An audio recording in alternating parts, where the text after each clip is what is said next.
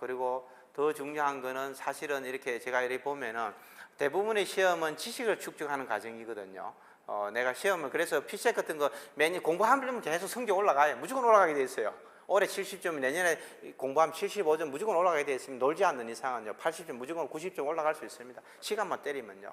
근데 국정원 시험은 그런 부분은 아니다. 첫 번째는 일정하게 자기가 좀 기본적인 약간의 DNA도 있어야 된다. 이렇게 좀 얘기도 하고, 그 다음에 더 중요한 거는 뭐냐, 대통령 국가를 운영하는 메커니즘을 이해하는 과정이에요.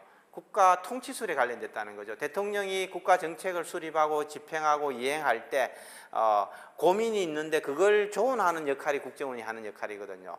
대통령의 대부분의 정부기관의 공무원들은 대통령이 내린 결정을 집행하는 거예요.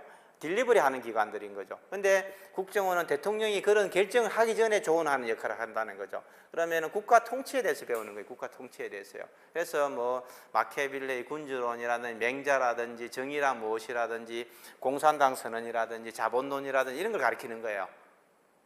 국가 운영에 대해서. 우리가 사회주의가 다 끝난 줄 알았지만 지금 전 세계 75%가 사회주의를 신봉하고 있거든요.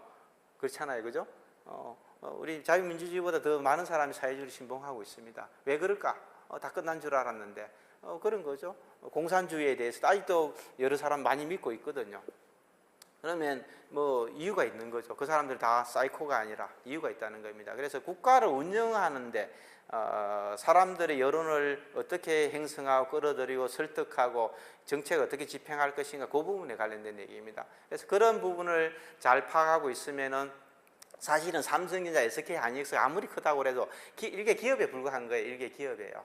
그러면은 그런 거를 보고 판단하는 능력이 훨씬 더 좋아지는 거죠. 그래서 제가 국가를 운영할 수 있는 그런 눈을 가지고 국가 지도자가 되는 그런 고민들을 해보는 사람들이 국가 지도자가 돼야 된다, 이런 얘기를 하고, 실제로 그렇게 하면은 뭐 이렇게 세상을 보는 눈이 좋아집니다. 세상을 보는 눈이. 그게 인생에서 그런 이 제왕학이라고 그러는데 그걸 배울 기회는 거의 없습니다.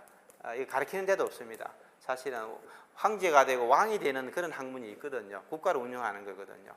제가 봤을 때는 국정원의 시험 논술을 하고 이 준비하는 과정들이 그런 부분이라 보여집니다. 저도 그래서 한 21년째 계속 가르치고 있는 거고, 뭐 그런 부분들이 이제 학생들이 그리 성장하는 부분도 많이 봅니다. 뭐 국정원 들어가는 친구 거기서 또 성장하는 것도 보고, 또 다른 조직에 가서 성장하는 것들을 21년째 지금 보고 있는 거죠.